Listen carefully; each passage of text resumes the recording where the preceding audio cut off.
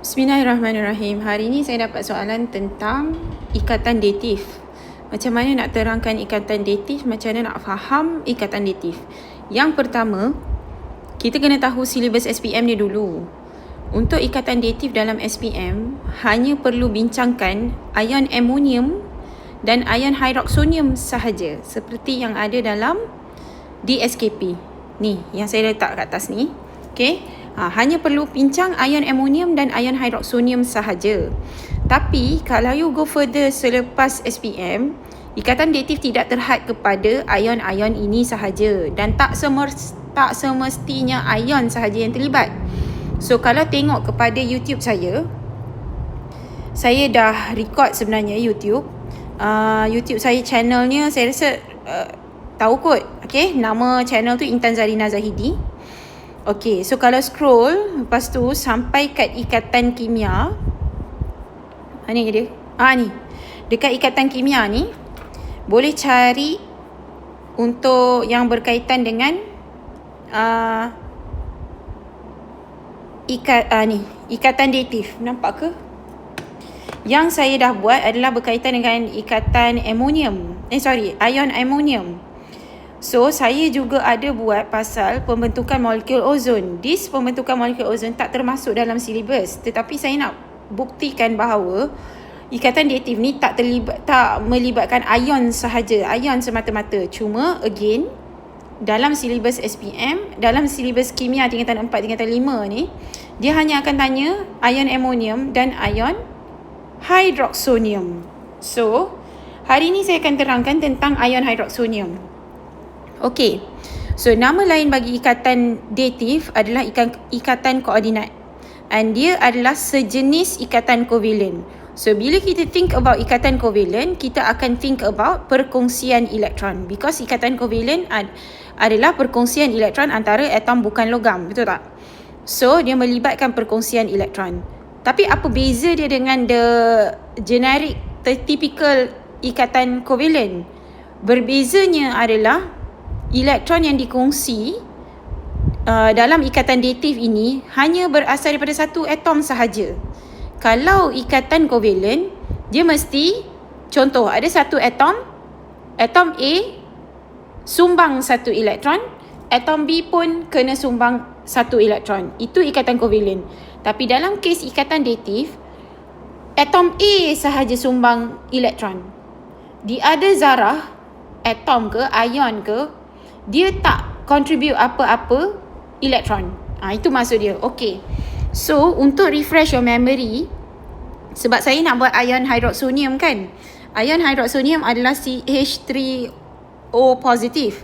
Okay. So, saya akan lukis molekul air dulu. So, untuk lukis molekul air, you kena tahu bahawa untuk atom hidrogen, nombor proton dia adalah 1. Untuk atom oksigen, nombor proton dia adalah 8. Mana nak tahu? Tengok jadual bekalan unsur. Okay, so bila atom hidrogen tu, nombor proton dia 1, that means bilangan elektron dia pun 1. Sebab dalam sesuatu atom, bilangan proton dan elektron adalah sama. So, untuk atom oksigen, susunan elektron bagi atom oksigen is 2.6. Sebab bila proton dia 8, maksudnya bilangan elektron dia pun 8. So daripada bilangan elektron, kita boleh tulis susunan elektron bagi atom itu. Okay, so now saya akan lukis molekul air. Macam biasa yang you lukis untuk ikatan covalent. So kita ada O kat tengah-tengah. Itu O, lepas tu nukleus, petala pertama, okay, ada 2 elektron. Petala kedua, ada 6 elektron. So, saya akan letak 1 kat sini, 1 kat sini, 2 kat atas ni, 2 kat atas ni. Betul tak? So, petala kedua ada 6 elektron. Okay, untuk hidrogen, saya akan guna warna hijau ni. Okay, ini adalah atom hidrogen yang ada satu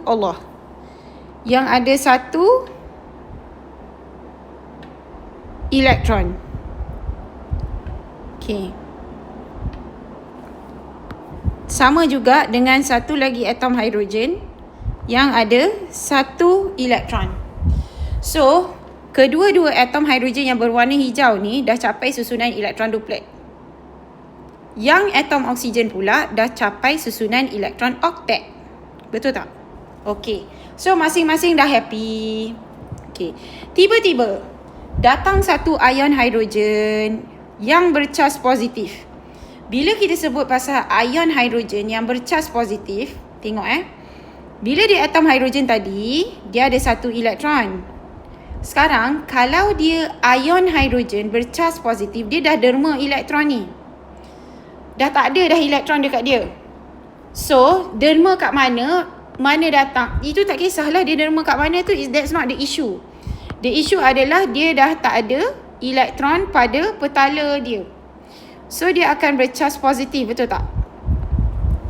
Dia kosong. Tapi ion hidrogen ni tetap juga nak capai susunan elektron duplet. Betul tak? So, macam mana dia nak dapat susunan elektron duplet? Apa yang dia akan buat adalah, so saya akan ke ataskan yang ni sikit.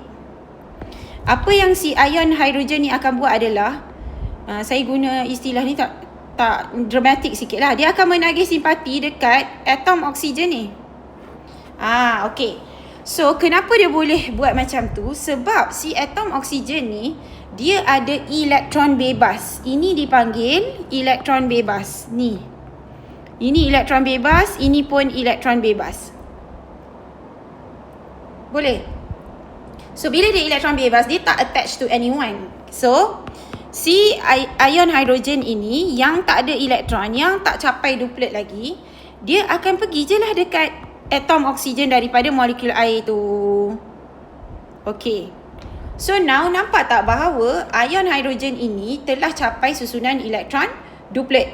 Dia dah dapat dah 2 elektron tu sebab atom oksigen tadi yang ada elektron bebas dah kongsikan elektron kepada ion hidrogen tadi. So, the whole thing dah jadi satu ion lah. Okay. The whole thing dah jadi satu ion.